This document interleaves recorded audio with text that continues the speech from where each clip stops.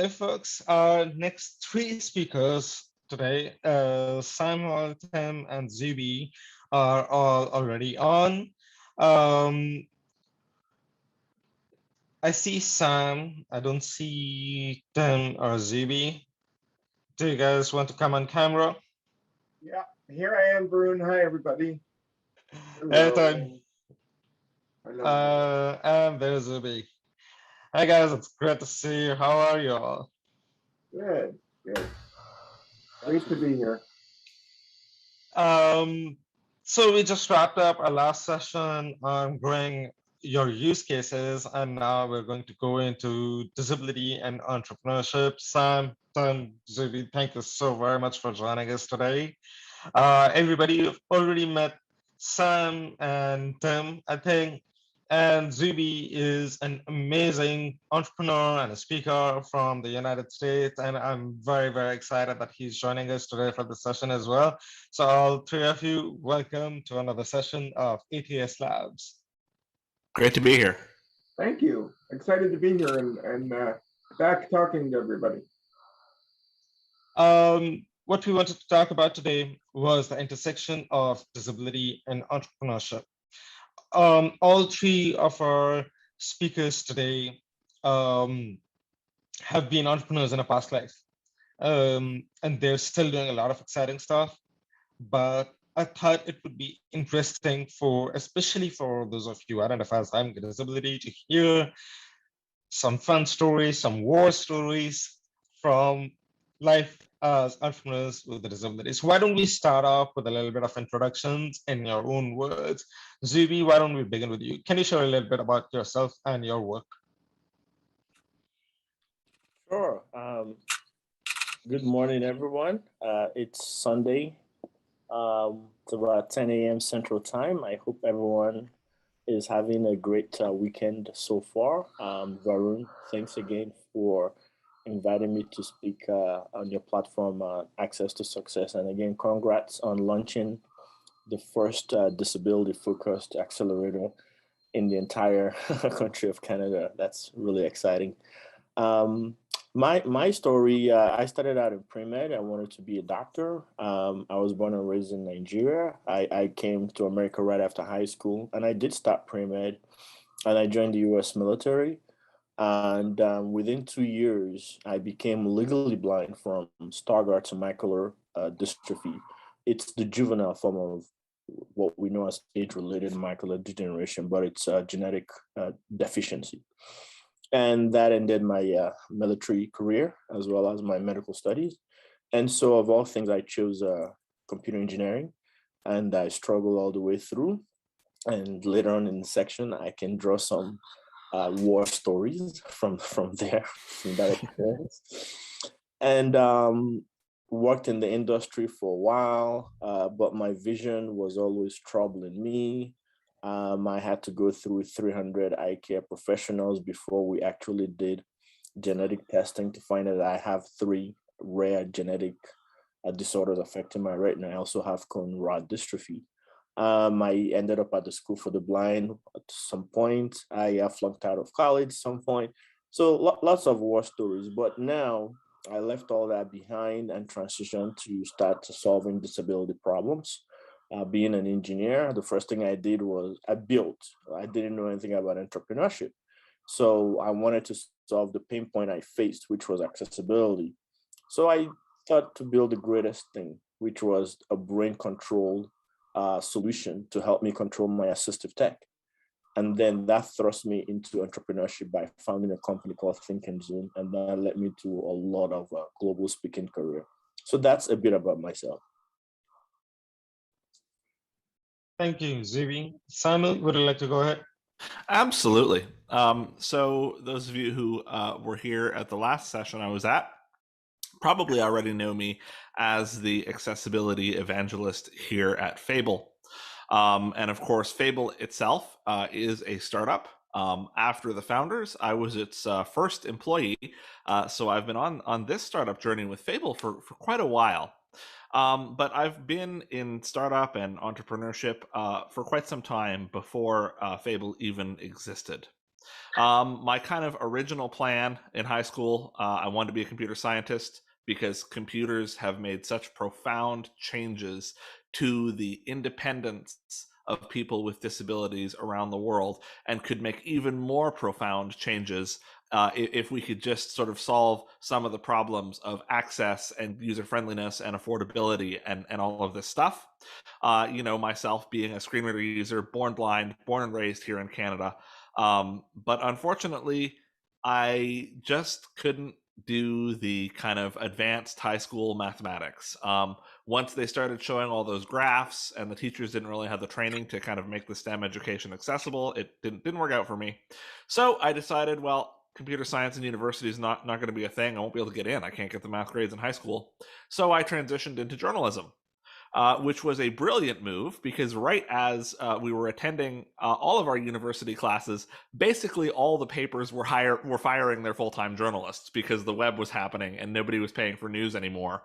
And it was kind of that transitional period, right? There was no Apple News. There was no kind of online paying for news. So after I graduated university, there were just not really any jobs for fully able-bodied journalists, never mind a completely blind journalist. But right around this time, around 2012, there was this big new revolutionary thing that was going to change the world and that we were all going to be using, and nothing would ever be the same since. Maybe you've heard of it, Bitcoin. Didn't quite change the world in the way that we thought it was going to. But I was looking for a job. I was between careers. My dad had just retired, and I thought, other people are making money at this. Why can't I? I can do this. I know about computers. I wanted to be a computer scientist, so why don't I just dive in? Can't find a job, so build my own job, make my own career, and did that from 2012, kind of right up through to just last year. I kind of closed my final trading, mining, and exchange accounts, and all that good stuff as I came to work with Fable. So been an entrepreneur my whole life, never worked in something that wasn't startup.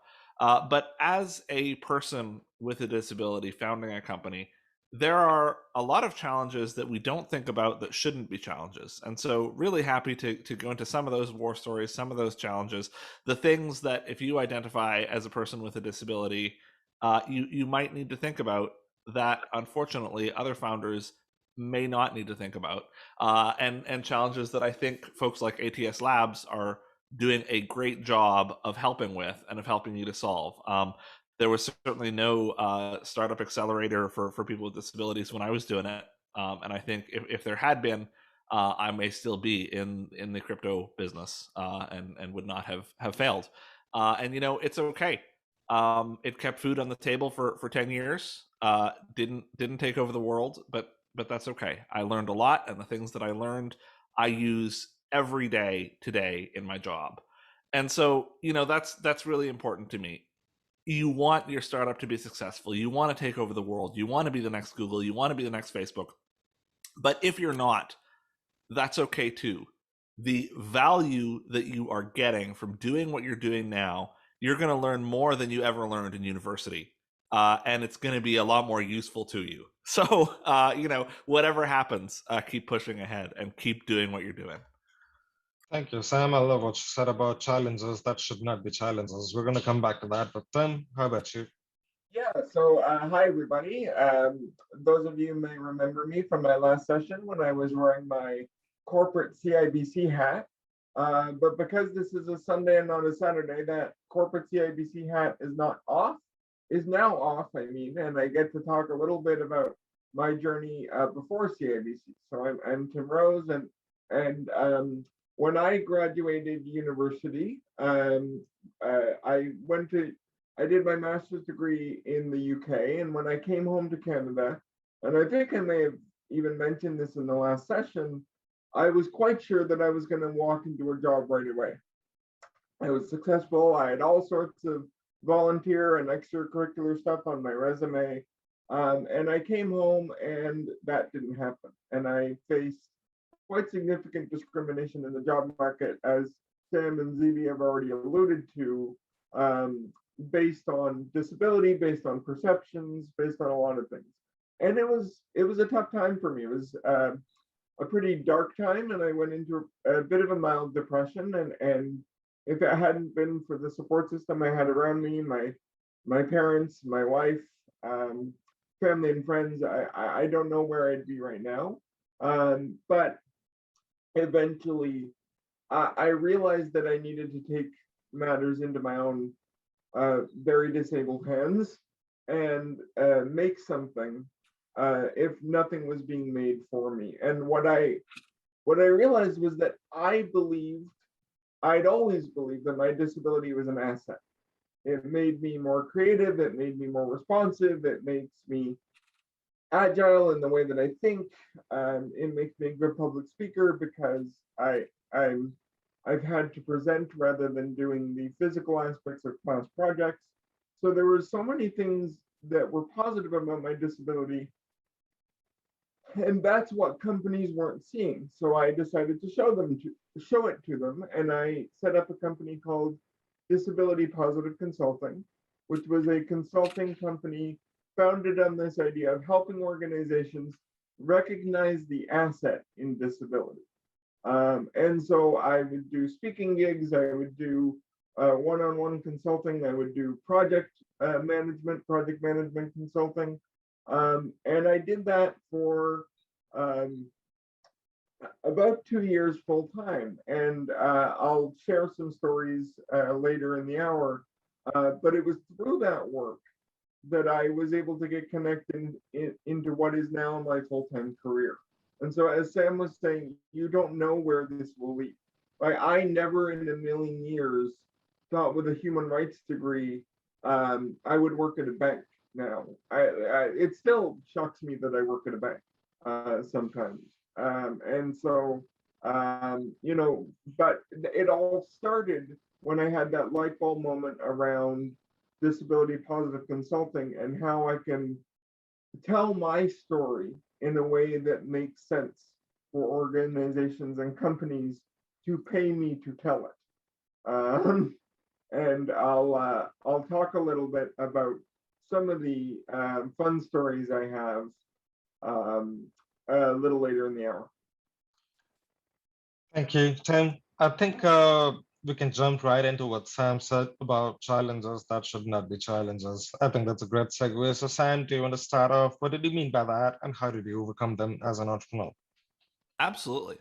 There were two big challenges that were enormous for me as a person with a disability that nobody else in the cryptocurrency space, in that startup space, had to deal with. And the first one was accounting. As you can imagine, if you're mining and speculating and trading, the accounting you need to do is wild. You've got capital gains, you've got depreciation, you've got tax, you've got inventory, you've got machines, you've got servers, you've got bills, you've got all this stuff. And unfortunately, the vast majority of accounting systems today are not as screen reader accessible as they should be, if they have any screen reader access at all. And as a secondary challenge to that, you will find that as you are working in the startup space, whenever you have to touch government, what they want is pieces of paper. Getting an accessible form to incorporate is very difficult. Filing the required yearly files to keep a corporation active, to keep it on the books, is difficult. Filing the yearly corporate taxes is difficult. And as a big startup, once you grow a little bit bigger, you can hire people for that, and it's great and it's wonderful. But when you're just getting off the ground, one of the struggles that you are going to have is all of the inaccessibility around taxes, accounting, starting a corporation, all of that stuff. There are some tips and tricks. I won't go into long and tiresome detail unless any of you are screen reader users and are struggling with this thing right now. Absolutely contact me offline and we can go more in depth on how to work around some of this stuff. But at times it felt like half of my day as a founder was not focused on doing my business. It was focused on just maintaining my startup. And of course, Bitcoin didn't help. When Bitcoin first started, all of the governments and the tax associations and everything said Bitcoin. That's computer money, I guess. So they weren't sure how to deal with it. And then, of course, it started to pick up press in 2016. And then, oh, yes, Bitcoin, that's terrorist money. Right, we know that, which does not make it helpful when you're already struggling to keep all of that stuff in order. And the second, I think, more profound challenge that I had was the challenge of networking. Because when you are founding a startup in a space that is not disability related, that is not accessibility related, there is no understanding of your needs as a person with a disability. So the conference materials aren't going to be accessible. The conference spaces aren't going to be accessible. And about some percentage of the time, nobody will even be interested in changing that. And when they are, they don't know how to do it, and they don't have the budget to do it, and they don't have the time to do it. And that can make it very difficult. One of the primary reasons that my crypto business didn't succeed is because I wasn't able to network closely enough with others to get mentors, to get advice, to get connected into the community.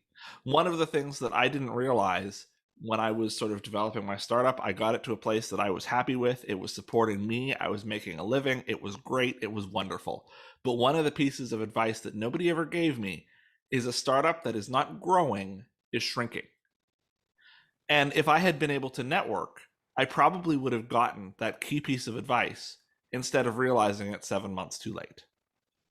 And so that's the second thing that you're really going to have to focus on if you are in a space that is not related to disability or that is not related to accessibility. How are you going to network with your peers on an equal footing? How are you going to make sure that you can attend the conferences in an accessible way, that you are connected in an accessible way to the social groups and to the community of startups in your field?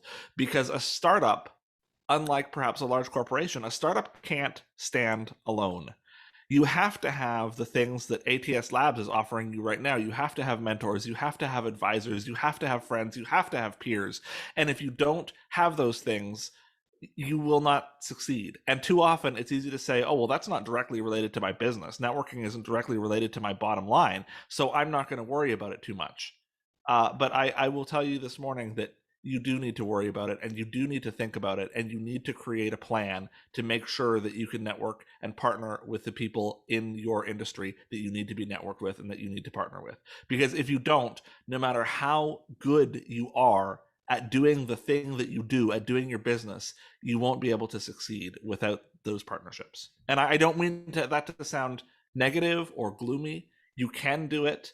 If I had understood what I was missing and put the focus on that, I could have done it.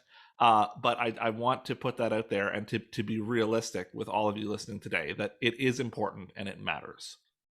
Thank you. That's very, very valuable. Tim, how about you? Yeah, I think, I mean, I agree with what Samuel said about networking as well. I mean, as someone who's a full-time wheelchair user, right, physical accessibility is a huge thing for me.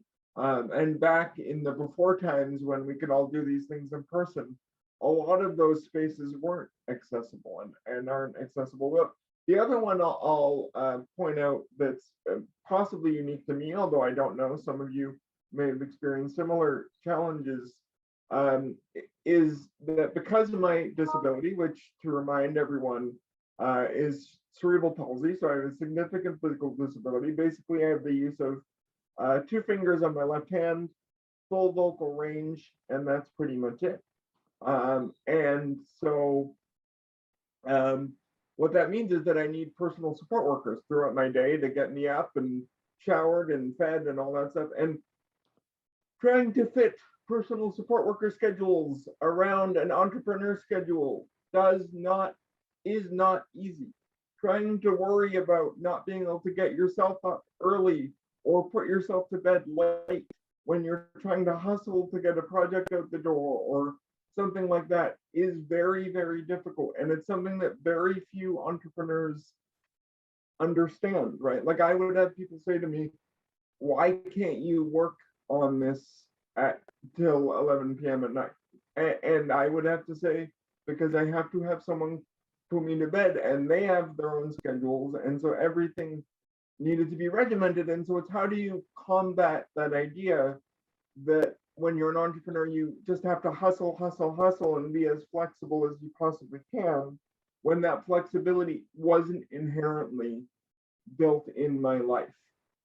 So that's one challenge that I experienced, that's other entrepreneurs may not have had to deal with.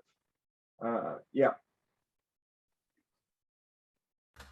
I will say, I think a similar piece, Tim, is for all of us, whether you're a screen reader user or whatever disability you have, the fact that we, unfortunately, because of the state of accessibility or technology, may also not be able to work as fast as others. Yeah. Can Totally. be a real problem, right? Another startup can turn something around in 15 minutes, where it's going to take us 3 hours. Yeah, completely And agree. getting people to understand that can be a similar challenge, I think. Yeah, for sure. Zuby, we haven't heard from you. Yeah, the emotions have been flowing through me, right? I'm an engineer, and so we tend to just speak in just a few phrases, maybe a full sentence if you're lucky.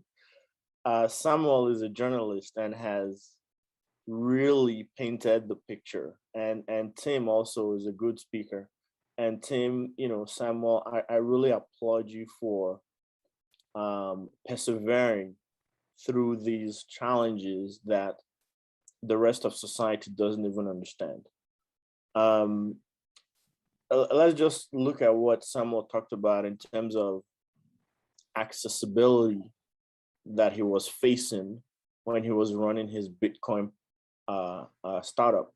So that was the past. Well, let me tell you a story about last week, Tuesday and Wednesday.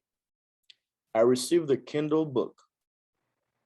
Why? Because I'm going for an entrepreneurship summit this coming weekend, all on brain computer interface. So I'm going to paint it in the picture of all the challenges they talked about. Something like, how do you network with your peers on an equal footing? So now we got this textbook and we're supposed to read several chapters. I got mine Tuesday night. Great. It's on Kindle. Great. Do you have the iOS Kindle app? Awesome. So how come I spent 7+ hours between Tuesday night and Wednesday morning, and I still couldn't read my textbook?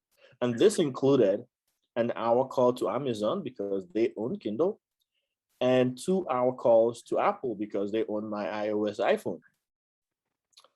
All of that effort revealed that this particular edition was not enabled for text to speech by the publisher.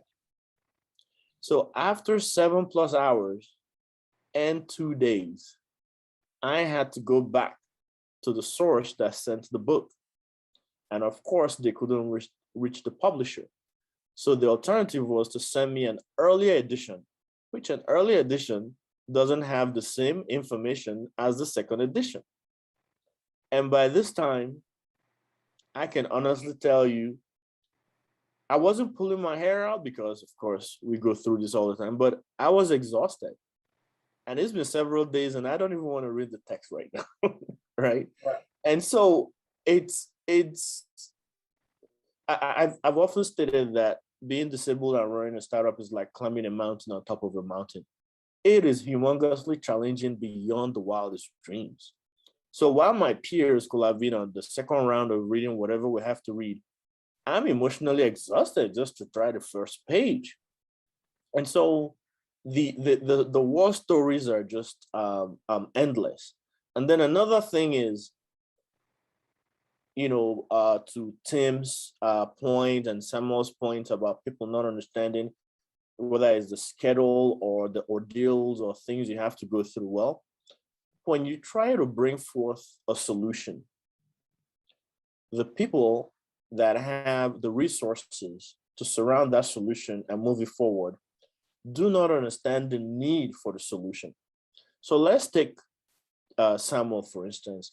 He's running his business he can't access the accounting software or some of the Bitcoin screens. What if there was something that enables someone? What if there was something he could just wear like a headband around his head, where all he has to do is use his thoughts to say, read what's on the screen for me. And he starts reading it and then stop reading. And it stops reading and he thinks, go back one paragraph, and it does that. Well, that's what I created 6 years ago, but I still don't have $1 of external funding. Imagine the transformation it's going to have in the disabled community. But the people with the resources don't even understand the need for that. So that's also another challenge that I would like to bring, that even when we, with the problem, understand the space and the challenges, when we try to come up with solutions, we still don't even get the support that we need to move the solution forward. I think what you said about external funding is so key, because especially for those of us in Canada, doing a startup while also keeping the funding that you need to get screen readers, to get technology, to have personal support workers, to keep food on the table, can be really challenging, because none of the government programs that are set up to assist us as people with disabilities have come into the modern age. They're still in the 1970s and 80s. None of them understand startups. None of them understand entrepreneurship. And when you say you're a disabled person and you are an entrepreneur and you'd like support and assistance from them, they go, no, people with disabilities can't do that. Why don't we find you a job, as a receptionist or at a call center? Because that's what you should do, right? It's just, when you talk about funding, it just immediately kind of brought that to mind. Hey, Varun and team ATS, please make sure that this recording is shared and archived as a national treasure. You do not understand the gems that are being dropped on this panel. Please ensure you never lose this footage, please. I see a couple hands up, but I just want to pick up. It's Tim speaking. I see a couple hands up, but I just want to pick up on something that Zuby said, because it really connected with me, which is this idea of being exhausted, right? And being tired and investing so much emotional capital, if I could put it that way, so much of yourself in trying to prove that you belong in these spaces. And it is tiring. And I'll just share one really quick story. There was a day when I had 3 or 4 meetings in one day for my consulting, and I was I was gonna bounce between these meetings, and once I get in these meetings, I'm great. I can sell myself, I can tell my story, I can show people why they need to hire me. That's the stuff I love doing. You guys can all probably tell I don't mind talking. But getting to between the 4 meetings meant 4 Wheel-Trans trips. And if anyone knows Wheel-Trans in Toronto, they can be late. They mostly are late. They're late more than they're on time. And there can be pickups along the way, and there can be drop-offs along the way, and there can be people on the bus with other disabilities who disagree that you should be on the bus. And by the end of that day, even though it was just 4, I think it was 4 like half-hour or 45-minute meetings, I was so tired from getting between the meetings that I just couldn't. I needed to take it like a day to breathe, basically. And that's something, like, if I had been able to just jump in Ubers, right, as other startups would do, or borrow mom and dad's car. Now, my parents live on a boat, so they don't even have a car anymore, but that's besides the point. But, like, just getting between those meetings was really exhausting. So I really like what you said, Zuby, about just the fatigue and the tiredness that can creep in when you're trying to show you belong in these spaces, and just be mindful of that. Yeah, definitely. Those are all great points, Tim. Thank you for sharing that and sharing your story there. Zuby, just on your point about the recording, we typically don't distribute them outside of the cohort, but we will certainly post it up for a cohort to see on YouTube so they can watch back and, as you said, pick up on those gems that you guys have dropped today. I believe Max had a question next. Max, if you'd like to speak up. Yeah, of course. My question is because I myself live with a learning disability, and I'm obviously trying to get in this space as well. And I, from time to time, when I'm speaking with some other potential clients or whatever, maybe I tell them my story, how like I was never accommodated in the workplace and stuff like that.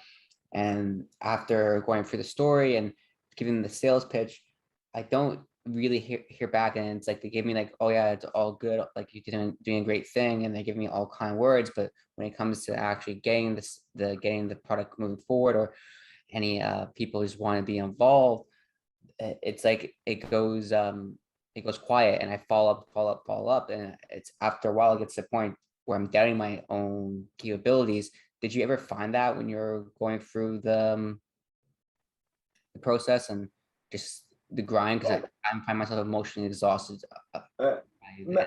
Max, it's Tim speaking. I'll jump in really quickly. I doubted myself all the time. All right. And I was at a state in my life when I started my startup that my wife and I had just gotten married. I couldn't find a job. And so this was my avenue, but I doubted myself all the time that I could make a success of this. And, it turned out that got leveraged into, what is now my career. But I think that doubt is a very healthy thing if you know how, and if you can realize that it's only one part of the experience, right? And that's why I say, celebrate the small wins, even if they seem like the smallest win you can get. That is something worth celebrating, because that will counteract the doubt. And there are times when I used to go into meetings and talk about my business, and everyone would be nodding along vigorously. Yes, yes, yes, we need this. And then you don't hear anything, and then you still don't hear anything. And that's when the doubt comes in. But then when you have those great moments, when you have that one speaking gig where you connected even with one or two people, those are the moments that need to counteract that doubt. But I'd love to pass the floor on to someone else. I mean, absolutely. I think we all have doubts. Doubts are healthy. Doubts are necessary to keep us on our toes. One of the things that I found helpful is to find people you trust who will give you realistic, even negative feedback. Because the thing that often happens as a person with a disability in startup, you are inspiring. And so people nod along and they say, wow, what an amazing person, what an inspiration, what a great thing you're doing. And it's all smiles. And yet they never get back to you. And yet the thing you're doing isn't working, because the people who find you inspirational are not the people who are going to tell it to you like it is, who are going to give you realistic feedback. Sometimes it's negative feedback. Sometimes it is positive feedback. But I often found being surrounded by all of these people who gave me all of this positive feedback would feed into my doubts, because I knew they just found me sort of a nice inspiration, and they weren't going to give me any negative feedback, and they weren't going to give me any real feedback. And so you've got to find those people that you can trust to not see you as an inspiration, to see you as another founder, and to tell it to you like it is. And that can be really helpful in giving you some idea of like where you're really at, and help you get beyond those doubts and understand your strengths and your weaknesses much more clearly. And at least for me, when I understand where I'm at, it helps with the doubts. When I have that kind of firm footing in, hey, this is what I'm great at, this is where the startup needs some work, that kind of thing. Max, this is such a very important topic for entrepreneurs, period. Not even just the disabled ones, for entrepreneurs, period. I've read many Medium articles where entrepreneurs sometimes express they're having an imposter syndrome simply because they just have doubts. And these are the ones that raise the millions of dollars. Okay.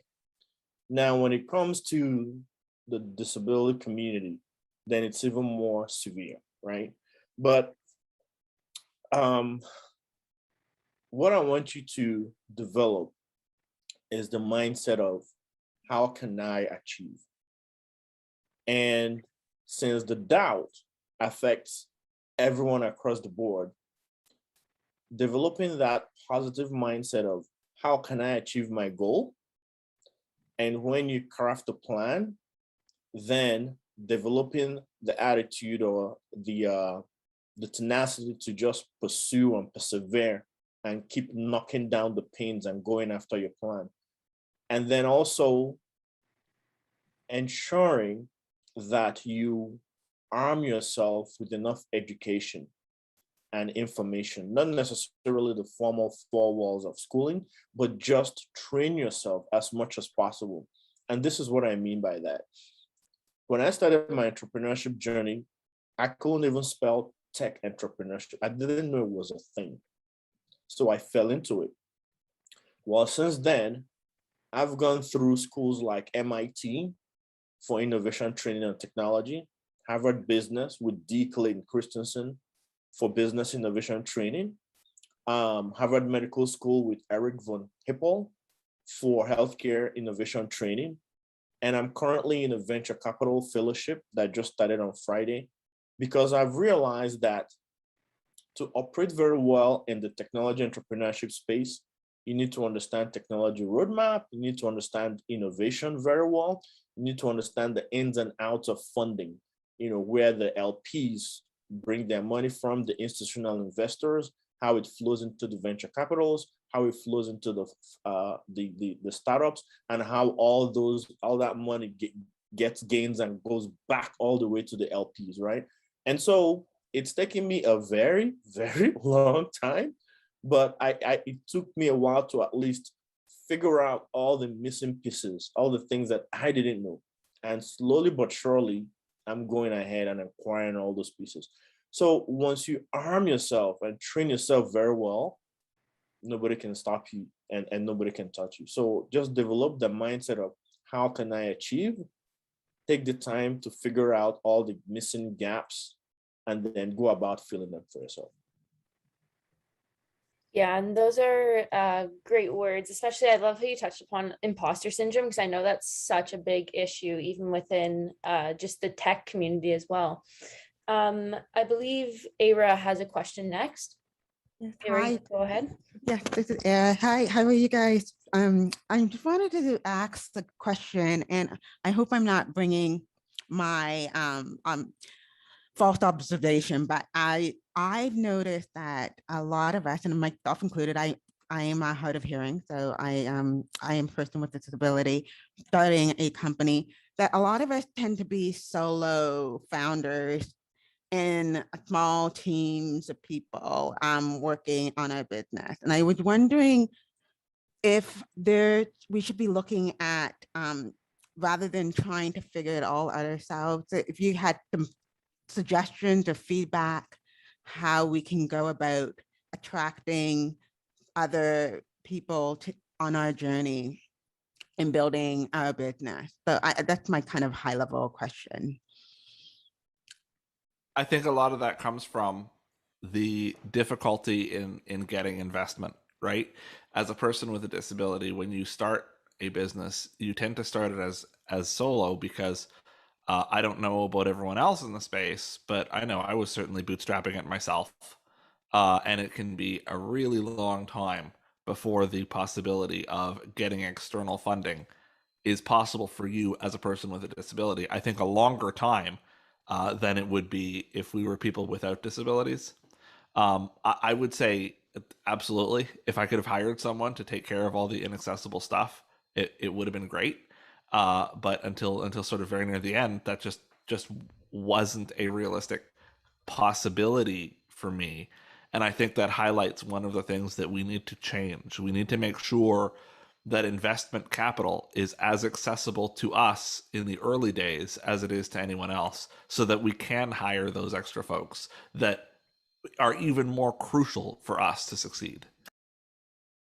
And I would just add to that, and Sam brought this up earlier, and I think it's a really good point.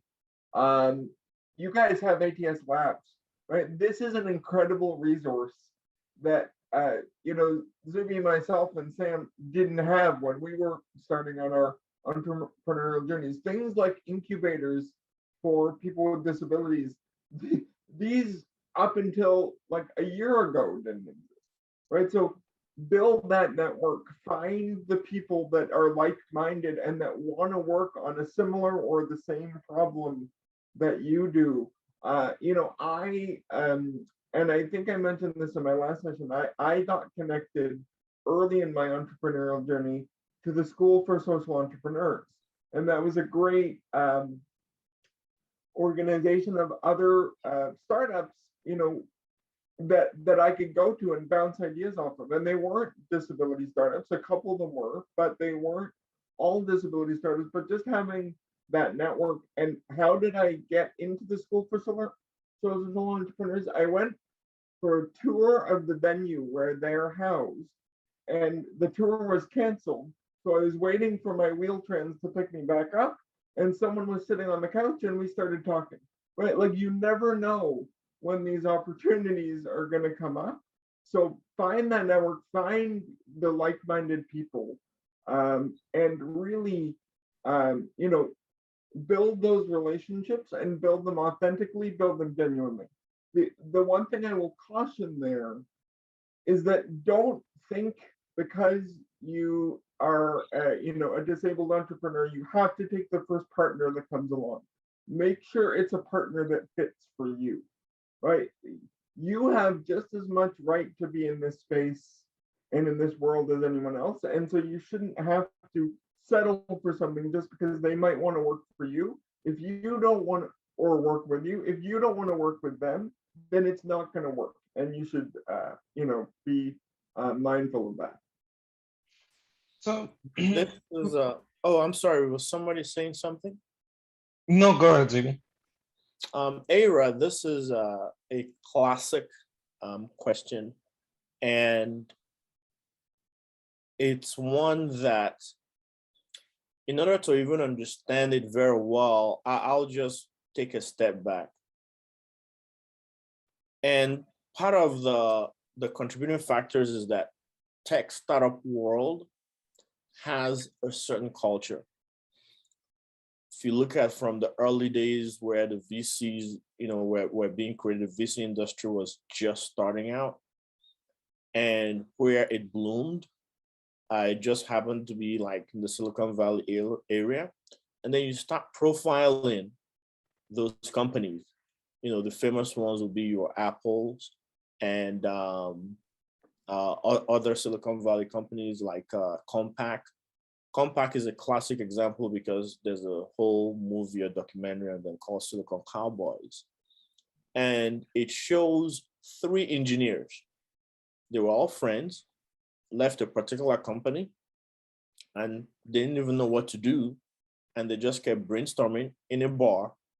And one of them drew something on a napkin, and they said, yes, let's start a company around this.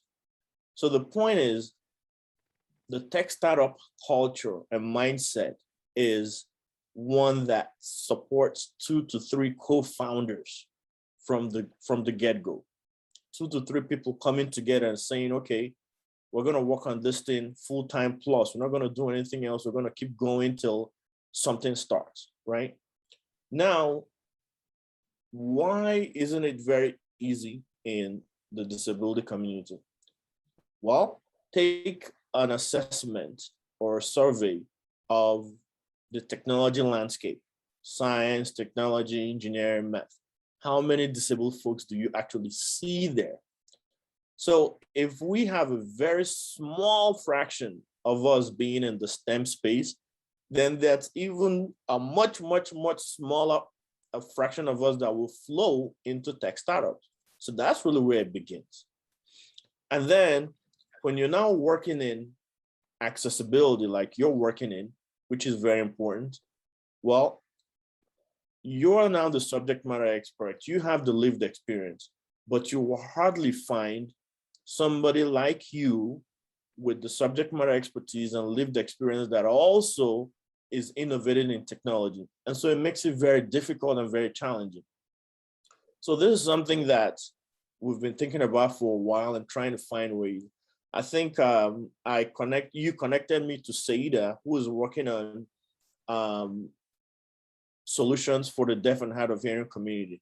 So perhaps you can strike up some kind of a partnership where you're approaching it from one angle and she's approaching it from a different angle. But I wanted to share some of the history so you can understand how far back and deep this goes. So you can now start thinking of different clever ways that you can use to move forward. And I hope that helps. Yes, thank you. Thank you very much. That's really good. Thank you, Zuby. Thank you, all of you. I can't believe we just have 12 minutes left. But I want to ask you, what happens when you actually go and talk to customers or investors and you face unconscious or maybe even conscious bias? So when you are in that situation where you have to sell and you're facing that bias, what do? Tim, would you like to go first? Sure. So, I mean, I think, the one thing I'll say that really helped me was that I got my 1 sentence, my 2 sentence, and my 3 sentence pitch down cold, right? And so being able to go into a room and kind of give that 1 sentence pitch and also put people at ease, because people may be uncomfortable around disability or around the topic of disability without even realizing it. So using, I find humor to be the great equalizer. And so being able to put, either clients or investors at ease using humor or telling jokes about my disability or how hilarious it is when I get stuck in an elevator door, because it generally, genuinely objectively is funny.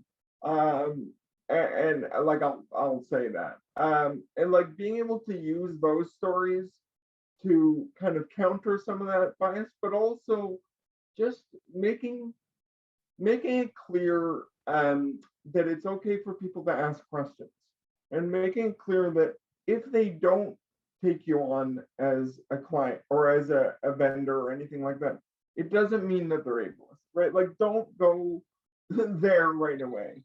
But just making it clear it's okay to ask questions, that I think is really big. And then when you do get media attention, being able to use that in a really positive way and maximize those opportunities when they come along are really important. Thank you. Zuby? It's really, really tough. Someone shared a story with me where he's a wheelchair user, and whenever he will go into a room physically to go and pitch, his disability will become an instant distraction.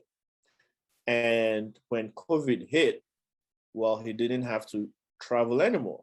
All he had to do was speak into his camera.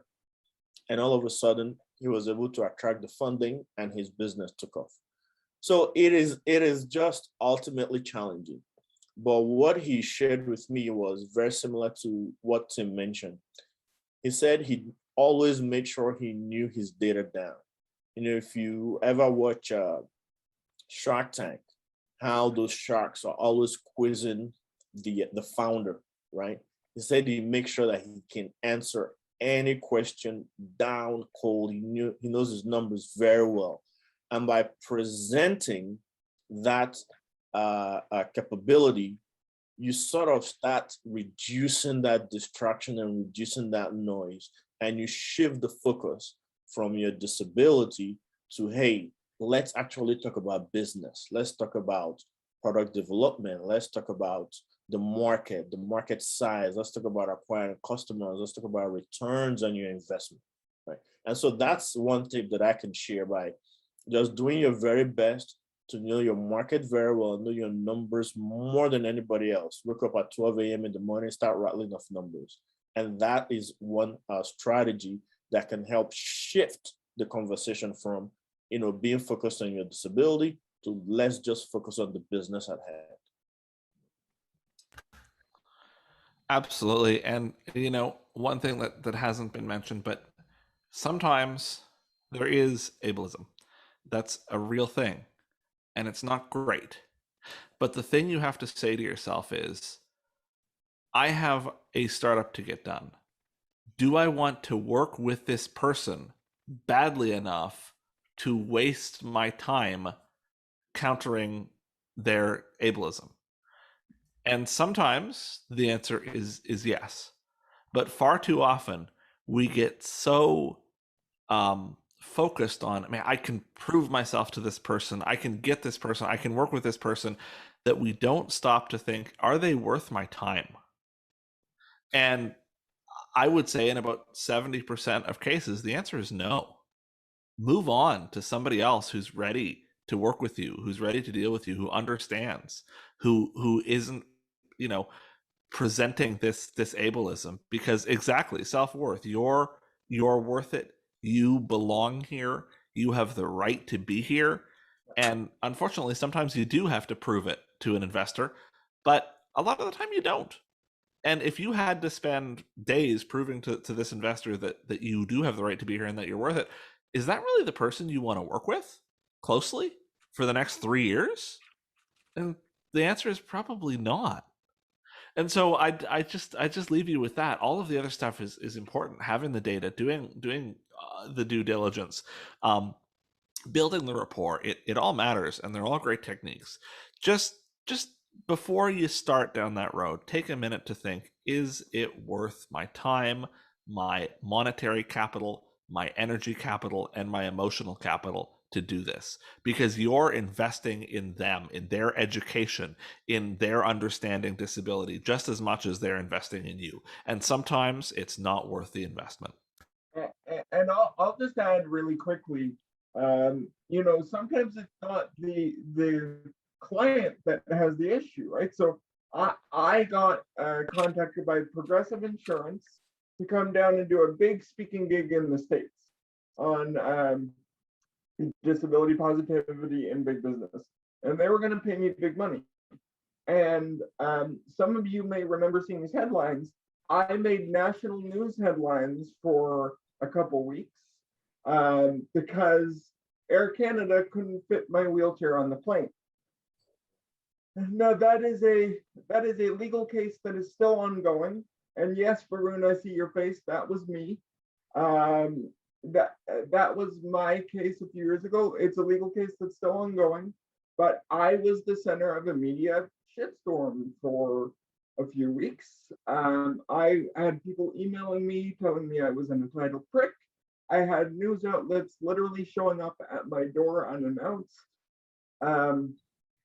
I had, and so yeah, it was hell. But it was also an opportunity to say, finally, someone is talking about disability.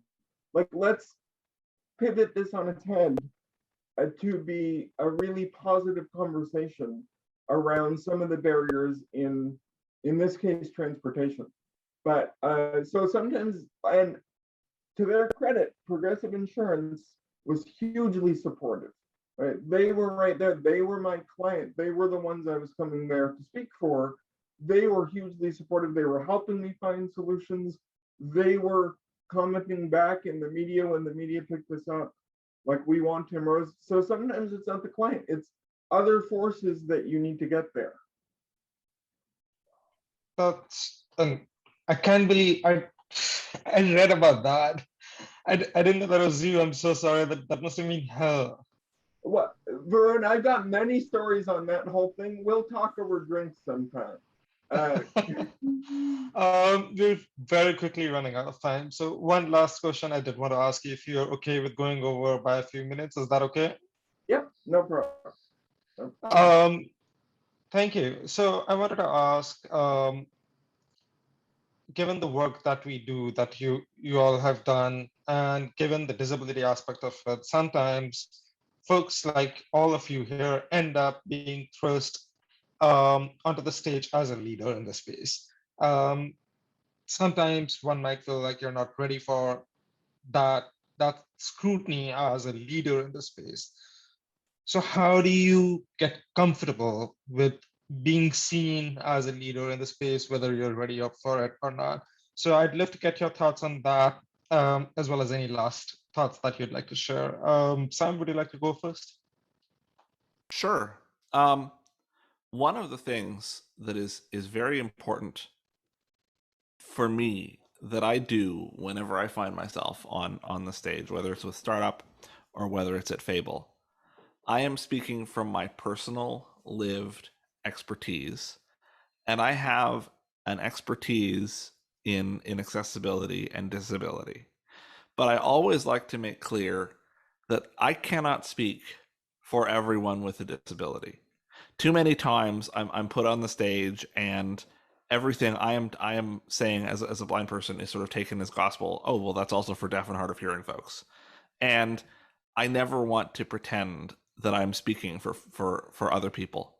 I'm speaking for myself in ways that I hope that are useful, but I can't even speak for other blind people.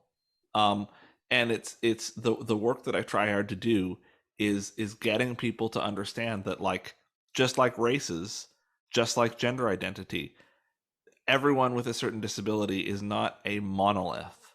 We're all people and we're all unique, and we all have certain talents and certain abilities and certain expertise, and we also have certain opinions. And you might hear two people who are blind disagree with each other, or two people who, one blind person and one who's deaf and hard of hearing, disagree with each other, and that's okay. And that discussion is important. And so, I mean, I know this is a little off topic to the question, but like, when you find yourself on stage, instead of embracing sort of the fear of like, oh, I'm not ready to be a leader, remind yourself that you can speak for yourself and you do your best to uplift other people. But it's not your job and your responsibility to speak for other people, nor do they necessarily want you to. And that can help you take a lot of the pressure off of like, man, what if I say something wrong? What if I do something that looks bad and this is going to impact every deaf person or every blind person from now on? And you've got to get beyond that pressure and just learn to speak for yourself from your own wisdom in the best way that you know how. That's extremely well said. Zuby? Wow, great response there. Really great response. I'll share a couple of things from my own experience. My very first speaking engagement was in Johannesburg. I never had a speaking training. I didn't even know speaking was a business, an industry. So there you go. What I did was I warned them that, hey, despite how I look, I don't see very well. I'd like to go to the room where I'll be speaking, get to the podium or the stage or whatever they have, and at least spend 20 minutes practicing and advancing my slides so I can get comfortable. They assured me, heaven and earth, that, oh, it's a breeze, it's fine. Well, the time comes, they call me up, I get up there, and I know my slides. I don't really need to look at them, so I'm just talking. And then halfway through, somebody runs up in front of me and points, says, hey, here it is. I'm like, what is this? Oh, that's the thing you click to advance the slides. So I'd been talking, thinking they were advancing the slides from the back of the room, and I wasn't looking behind me. And, I was just talking I was probably on slide 4 or 5, and there was no one advancing it. So, like, Sam said, do not take, that pressure on yourself, right? That you're going to speak for everybody, because the truth is there's this word called a spectrum. Every person with every disability is a spectrum. And then even when you go into that specific disability, the background and experiences of the individuals themselves varies it. If you're born blind, chances are you started with Braille. If you're born blind in certain countries, maybe you don't even have access to Braille. So that's already different. And if you're born not blind, but you start losing your vision at an early age, again, that's a different experience. So there is no way for you to then go and become, the spokesperson or the leader of everybody, because it's just impossible. The backgrounds, the experiences, the interactions that folks have is all different. So like Sam said, just be you, share from your own experience, and if you make a mistake, so what? Right? Companies have raised $2 billion and gone under. I think the name starts with a Q, Quibi or something. I can't remember. They raised $2 billion and went under. Nobody choked them out, right? Venture capitals lose money all the time. I think their average is 2 out of 20 big successes. So don't think that you have to now be this great superstar, this leader of this massive ecosystem. No. Just be yourself, know your story, share your story, be clear on the accommodations you need, and be very crystal clear that, hey, this is the perspective I'm speaking from. Brilliant stuff. As Ora says in the chat, hashtag so what? Last thoughts? Yeah, I've been sitting here while Sam and Zuby have been talking, trying to come up with the one sentence mic drop that I'm going to leave you all with. And so before I do that, I'll just say it's a huge honor for me to be on a panel with Sam and Zuby, two people that are doing incredible work in this space. Fable and Zuby, the work you're doing in the States, hugely impressive. So thank you, Varun, for inviting me onto this panel. So here goes my one sentence mic drop, and I hope I don't screw this up. You are all already leaders by being in this space. It's how you use that leadership that will make a difference, right? So like, we're all already leaders. So leader means something different to each individual person. However you want to define it, that's the definition, and that's what you should run with. And that is the path forward. Like, that's as simply as I can put it. And I realized that was way over one sentence. I tried to get it down. My mic drop didn't really work. I can't actually physically drop a mic anyway, because I can't pick it up again, and the whole big thing. But anyway, like, that's where I'll leave it. Couldn't think of a better way to close out this session. That might not have been a one sentence, but it was a fantastic mic drop. Thank you, all three of you. This was very, very much needed. One thing I didn't share, by the way, and I know everybody wants to leave for lunch now, but I didn't really organize this session. All three of the speakers today individually offered independently to me to share their stories with you all. You're amazing for doing that. I can't thank you enough for that. Thank you so much, all three of you. It was brilliant having you here. Hey, well, I'm so glad that ATS exists because it's what I wish that I had 10 years ago. So glad to help, glad to be here. And if there's anything that folks didn't get to ask that they wish I would have talked about, feel free to follow up with me by email. Always happy to answer questions. Always happy to go more in depth on whatever it is that you yourself are struggling with, and to make the networking and the connections happen. Awesome. Thank you so much. It's been a great pleasure. My email is there. Folks can reach out to me. And there's a global movement happening in disability this year. Varun has been part of it. And there's even more coming. And so just know that you're in the right place at the right time. And even here in America, there's even a program for just disabled founders in technology companies kicking off in October. So imagine that, right? So we haven't had all these things before. So just know you're in the right place at the right time. Leverage opportunities. Don't look at borders. If you find an opportunity in China, go for it. I do that all the time. I applied for a position in Australia. I don't care. So what, right? So just go for it. Yeah, that's great. Awesome. Thanks. Thank you. Enjoy the rest of the Sunday. Bye-bye.